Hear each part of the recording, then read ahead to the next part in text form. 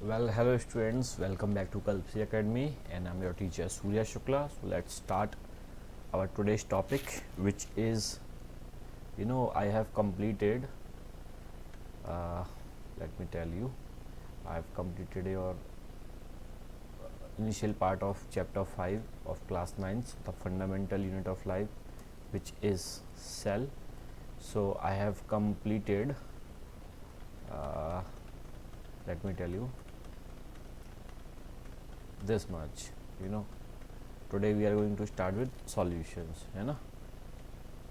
And here osmosis I have already completed, so let's start with here the solutions. As you know, there are three types of solutions.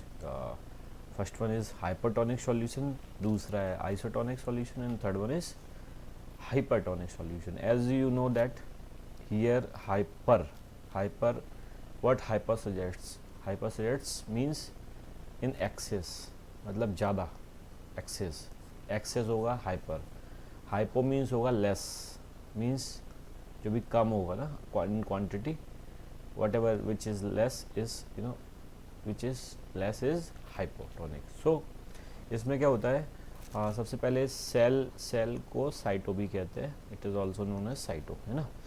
तो इसमें हम देखते हैं कि जैसे suppose this is our cell, है ना. सो in this cell,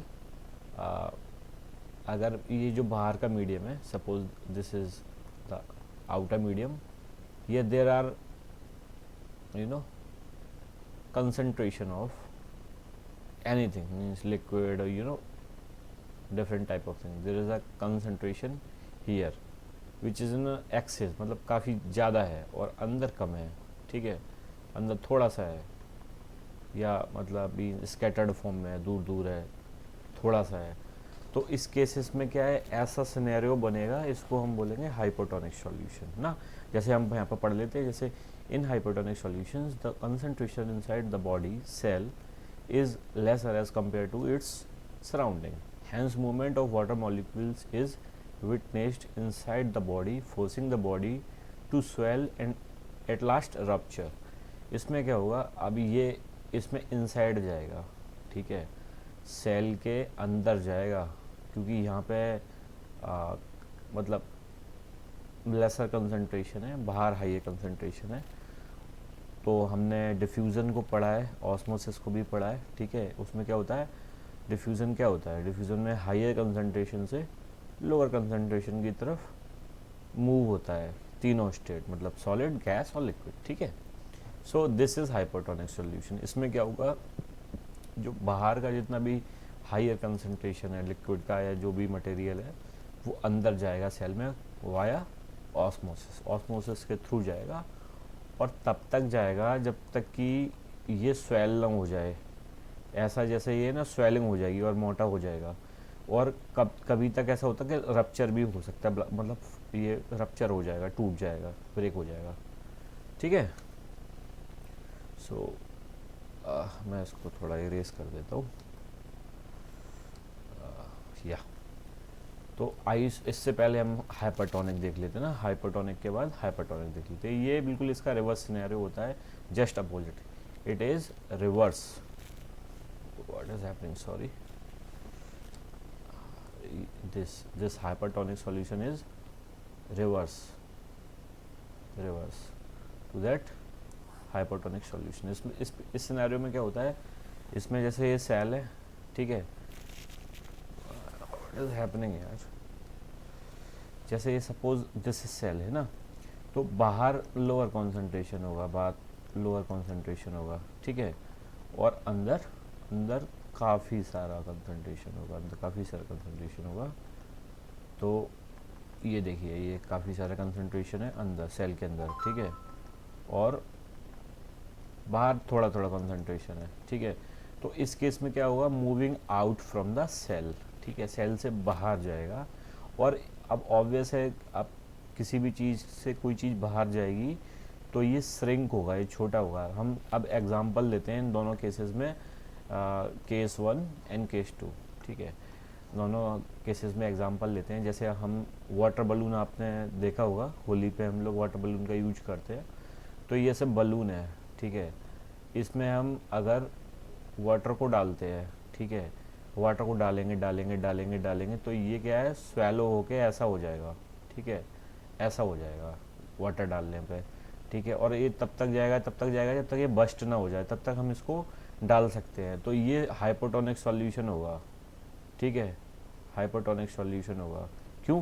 क्योंकि अंदर कुछ भी नहीं था इसमें, मीन्स है ना, इसमें थोड़ी बहुत एयर होगी और कुछ भी नहीं था, तो लेसर है इसमें। इसके इसको अगर आप सेल मान लेते हैं बलून को, तो अंदर इनसाइड इसमें लेसर कंसंट्रेशन है किसी भी चीज़ का, गैस हो, वाटर हो। और अगर उसमें वाटर डाल दिया तो अंदर जो कंसंट्रेशन है वो ज़्यादा हो जाएगा, तो ये स्वेल हो जाएगा या फिर रप्चर हो जाएगा, ब्लास्ट हो जाएगा।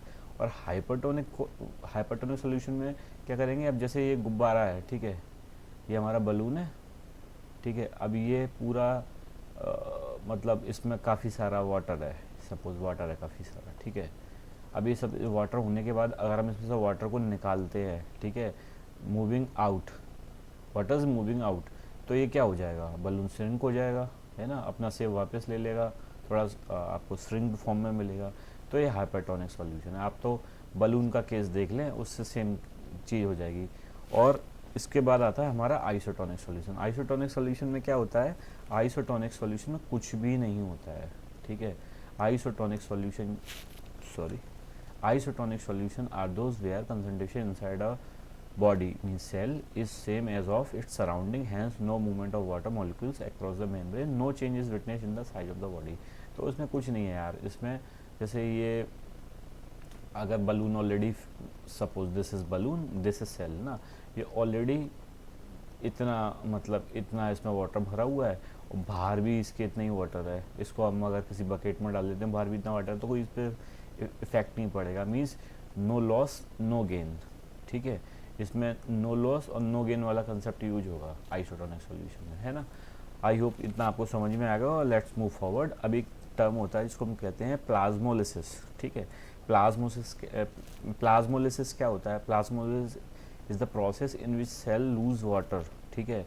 अब ये लूज वाटर वाला कंसेप्ट आ रहा है। तो लूज वाटर कब होगा, जब ज़्यादा होगा, एक्सेस में होगा। तो एक्सेस कब होगा, मैंने आपको बताया हाइपर मीन्स होता है एक्सेस, ठीक है, हाइपर मीन्स होता है एक्सेस। तो ये वाला सिनेरियो बनेगा, मतलब हाइपरटोनिक सॉल्यूशन का बनेगा। When they are placed in hypertonic solution, देखो ये आ गया ना, hypertonic solution, when they are placed in hypertonic solutions it causes contraction means shrinking होगी, ठीक है, और shrinking of the plasma membrane away from the cell wall, ठीक है। अभी सेल वॉल कहाँ पे होगी, सेल वॉल आपको मैंने बता दिया, सेल वॉल हमेशा प्लांट सेल में होगा, ठीक है। एनिमल सेल में कोई सेल वॉल नहीं होती है, हमेशा प्लांट सेल में होती है, ठीक है, प्लांट सेल में हमेशा मिलेगी। It is reversible process and the cell can get back to normal when placed in hypertonic solution. Obviously अगर हम इसको रिवर्स करेंगे तो ऑब्वियसली सीधे ये हाइपरटोनिक सॉल्यूशन में पहुंच जाएगा, ठीक है। आई होप इतना आपको समझ में आ गया होगा। लेट्स मूव फॉरवर्ड, ठीक है। अभी आप ये देखिए, ये एनिमेशन के थ्रू समझाने की कोशिश की है, ठीक है। सो लेट्स सी हियर, देखिए ये बाहर से क्योंकि अंदर लेसर कंसंट्रेशन है, तो बाहर से इसमें मॉलिक्यूल्स आ रहे हैं, ठीक है, और ये स्वेलन अप हो रहा है, मतलब फूल जा रहा है, ठीक है। आइसोटोनिक में तो कोई फर्क ही नहीं पड़ रहा है, जैसा कि मैंने आपको बताया, नो लॉस नो गेन, ठीक है। और हाइपरटोनिक सॉल्यूशन में क्या हो रहा है, ठीक है, ये ऑलरेडी काफ़ी मतलब स्वेलो अप था, मतलब काफ़ी फूला हुआ था, तो ये सेलेना होने के बाद श्रिंक हो जाएगा, क्योंकि the molecule concentration is moving out from the cell. I hope इतना आपको समझ में आ गया होगा, और प्लाज्मोलिसिस भी समझ में आ गई होगी प्रोसेस, ठीक है। अब हम देखते हैं कि प्लाज्मा मेम्ब्रेन का काम क्या रहता है, ठीक है, प्लाज्मा मेम्ब्रेन क्या करता है। तो मैं एक सेकेंड इसको मैं यहाँ कर देता हूँ, ठीक है ना। तो सेल मेम्ब्रेन और प्लाज्मा मेम्ब्रेन क्या होती है, ठीक है। The cell membrane is the outer covering of the cell, ये एक सेल की आउटर कवरिंग होती है, ठीक है। And it is made of phospholipids bilayer membrane, phospholipids की बाइलेयर मतलब 2 लेयर मेम्ब्रेन से मिलके बनता है, ठीक है। It is selectively permeable in nature, allow the entry and exit of selected material through it, ठीक है। The structure of a cell membrane is best described by the fluid mosaic model, ठीक है। अब आप ऐसा समझो, ठीक है, जैसे आपने नट्स खाए होंगे ना, नट्स जैसे मूंगफली हमने खाई होगी, ठीक है, जैसे पीनट हमने खाया है ना, तो उसमें एक आउटर, जैसे आउटर वॉल होती है, ठीक है, आउटर वॉल होती है और उसके अंदर पीनट्स होते हैं, ठीक है, ऐसा सा कुछ होता है, ठीक है। तो इसको जो बाहर वाला एरिया है, इसको अगर हम सेल मेम्ब्रेन, इसको छोड़ो, इसको मैं आगे और एक्सप्लेन करूँगा, सेल वॉल में इसका एग्जांपल दूंगा, आप इतना छोड़ो। आप तो अंदर देखो कि अगर इस मूंगफली में से अगर हमने 2 दाने निकाल लिए, ठीक है, सॉरी, अगर ये मूंगफली के 2 दाने हैं, ठीक है, 2 दाने हमने निकाल लिए, ठीक है, तो इसमें आपने देखा होगा जो रेड कलर का जो लेयर होता है उसको आप ना सेल मेम्ब्रेन या प्लाज्मा मेम्ब्रेन मान सकते हैं, ठीक है। अंदर सेल है और बाहर प्लाज्मा मेम्ब्रेन है, ठीक है। अब इसमें एक सिनेरियो होता है, ऑस्मोसिस कैसे होता है, इसमें सेलेक्टिवली परमिएबल मेम्ब्रेन होती है, ठीक है, मतलब उसको जितना चाहिए वही उतना ही उसको अंदर लेना है और जितना उसको बाहर करना है उतना बाहर निकालना है।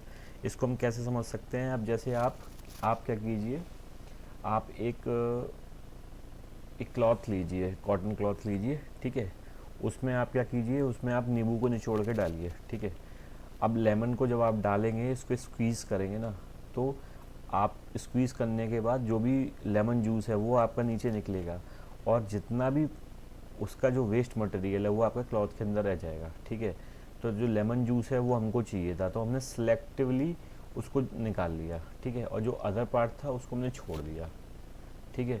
तो ये सीधे सीधे ऐसे ही केस होता है। इसको रिवर्स सिनेरियो भी कर सकते हैं, जैसे हमको मान लो कि उसका जूस नहीं चाहिए, लेमन जूस नहीं चाहिए हमको, हमको जो उसके जो अदर पार्ट्स हैं, ठीक है, जैसे उसका थोड़ा जो बाहर का हार्ड स्ट्राटा है हमको वो चाहिए, तो फिर हम उसको ले सकते हैं, उसको हटा सकते हैं, मतलब जूस को हम हटा सकते हैं, मतलब आप चूज़ कर सकते हो, सिलेक्टिवली चूज़ कर सकते हो। तो ऐसा ही एक मैकेनिज्म होता है प्लाज्मा मेम्ब्रेन में, ठीक है स्टूडेंट्स।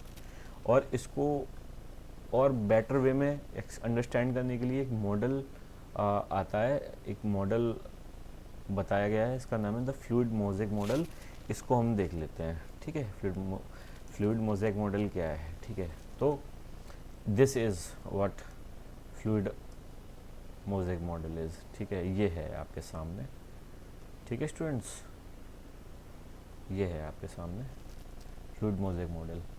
तो इसमें क्या होता है, ठीक है, इसमें the fluid mosaic model explains the structure of the plasma. अब मैंने आपको बताया था सेल में, एक सेकंड,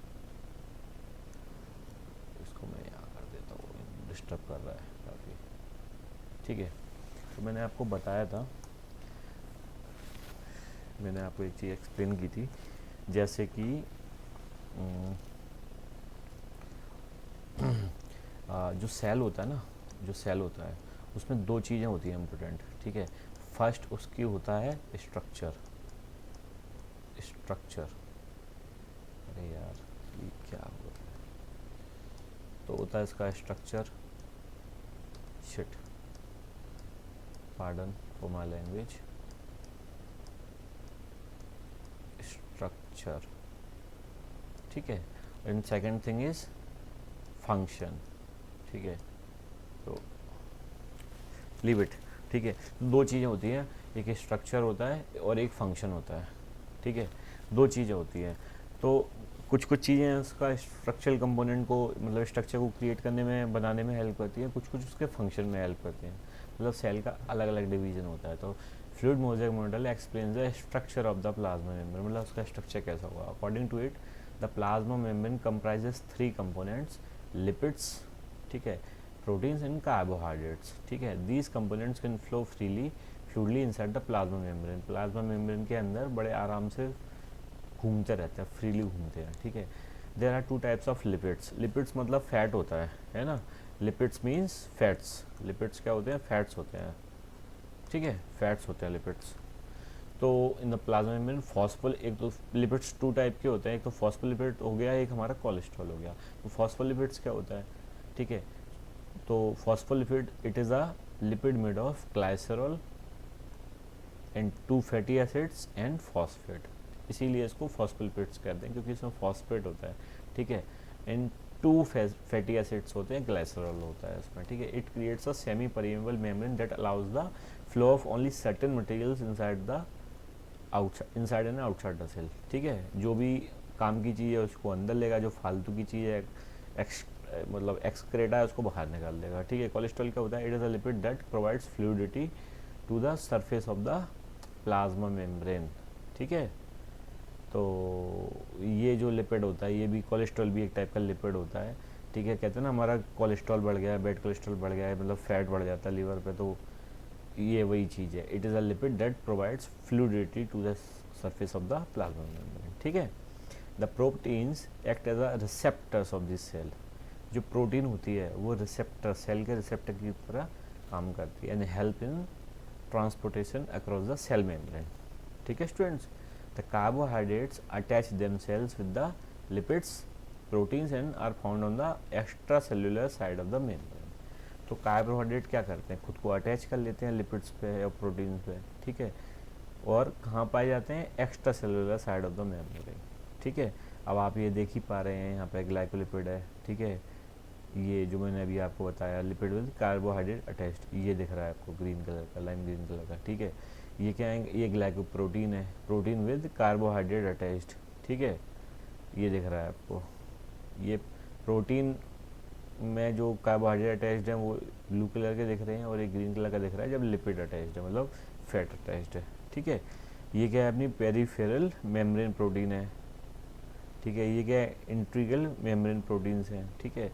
ये साइटोस्केलेटन फिलामेंट्स हैं, ये जो आपको दिख रहे हैं, ठीक है। ये कोलेस्ट्रॉल है, ठीक है। ये प्रोटीन चैनल्स हैं ये वाले, ठीक है। ये फॉस्फोलिपिड बाइलेयर है, ठीक है। तो ये फ्लूइड मोज़ेक मॉडल है, इसको आप देख लेना, काफ़ी इंपॉर्टेंट है ये, ठीक है। अब सेल वॉल इन प्लांट्स को देख लेते हैं हम, क्या है कंसेप्ट इसका, ठीक है। तो ये आप प्लांट सेल का डायग्राम देख रहे हैं, ये जो बड़े बड़े मेन कंपोनेंट्स है, सेल वॉल है, माइटोकॉन्ड्रिया है, लार्ज वैक्यूल है, ठीक है। जो वैक्यूल होता है ना एनिमल प्लांट्स में बहुत छोटा होता है और काफ़ी स्कैटर्ड फॉर्म में होता है, इसमें एक जगह पे होता है और फिर बड़ा होता है ना, ऐसे साइटोप्लाज्म है, इसमें सेल मेम्ब्रेन है, क्लोरोप्लास्ट है, ठीक है, न्यूक्लियस है एंड न्यूक्लियस है, ठीक है। तो plant cells are different from animal cells due to the presence of cell wall. Cell wall अभी मैंने आपको पीनट का एग्जांपल दिया था, तो जैसे suppose this is our peanut, ठीक है। यार आज ये पेन दिक्कत दे रहा है, ये पीनट है, इसके अंदर ये इसके मतलब अंदर पीनट के दाने हैं, ठीक है। तो बाहर का जो आउटर लेयर है, ठीक है, ये काफ़ी स्ट्रॉन्ग सा है, तो ये आउटर लेयर को ही हम सेल वॉल कहते हैं, ठीक है। एग्जांपल ले लेते हैं हम, जैसे सपोज हमारा ब्रेन है, ठीक है, ये हेड है, इसके अंदर ब्रेन है, ठीक है। तो अब ये जो हेड है ना, ये इसको बचाएगा, ऐसे ही सेल वॉल बचाती है, ठीक है। वॉल आउटसाइड सेल मेम्ब्रेन, ठीक है। The cell wall is made up of cellulose and gives a rigid structure to the plant cell. Rigid मैंने आपको बताया ना, स्ट्रॉन्ग बनाती है, स्ट्रॉन्ग बचाती है उसको स्ट्रॉन्ग होके, तो ये रिजिड स्ट्रक्चर होता है प्लांट सेल का, ठीक है। It provides structural support to plants. Structural obviously ये स्ट्रक्चर प्रोवाइड कराएगी ना, ये फंक्शनल यूनिट तो है नहीं, ये सपोर्ट देगी, स्ट्रक्चर सपोर्ट देगी प्लांट को, ठीक है। तो सबसे पहले आपको एक चीज़ याद करना है कि सेल्यूलोज से बनती है, ठीक है। और दूसरा ये रिजिड स्ट्रक्चर बनाती है, ठीक है। और थर्ड नंबर की बात है कि ये स्ट्रक्चर देती है, स्ट्रक्चरल सपोर्ट देगी इसको, ठीक है। चलो, due to cell walls cells of plants, fungi and bacteria can withstand greater changes in surrounding conditions than animal cells। अब क्या होता है, जिसको हम फंगस कहते हैं, फंजाई कहते हैं, फंगी कहते हैं, कुछ भी कह सकते हैं आप इसको, ठीक है। तो ये क्या है, इसमें बैक्टीरियाज होते हैं, ठीक है, बैक्टीरियाज होते हैं, तो और इन प्लांट्स होते हैं, ठीक है। ये भी प्लांट्स के टाइप ही होते हैं, जैसे फंगस है, ये भी प्लांट का एल्गाई होता है, ये सब चीज़ें इसी की कैटेगरी में आती हैं ऑलमोस्ट, है ना, थोड़ा लोअर कैटेगरीज में होती हैं इसके। तो ये क्या है, आसपास का जो सराउंडिंग्स है उनको बहुत अच्छे से मैनेज कर सकते हैं, जबकि एनिमल सेल्स में इतना मैनेज नहीं कर सकते उस चीज़ को, है ना। तो cell wall enables the cells to withstand hypotonic solutions without bursting, ठीक है। अब हाइपोटोनिक सॉल्यूशन क्या था? हाइपोटोनिक सॉल्यूशन मैंने आपको बताया, बाहर अच्छा खासा कंसंट्रेशन था, और अंदर थोड़ा बहुत कंसंट्रेशन था, ठीक है। तो हाइपोटोनिक सॉल्यूशन में जो बस्टिंग होती है, इस केस में क्या होगा, बाहर से अंदर जाएगा, मूविंग इनसाइड। जो हाइयर कंसंट्रेशन है इट विल मूव इनसाइड, तो ये इतना स्वेलन अप होगा, इतना फूल जाएगा कि फट सकता है। तो ये सेल वॉल इसको बचाएगा, ठीक है, इसका प्रोटेक्शन करेगा, ठीक है, शक्तिमान बन जाएगा।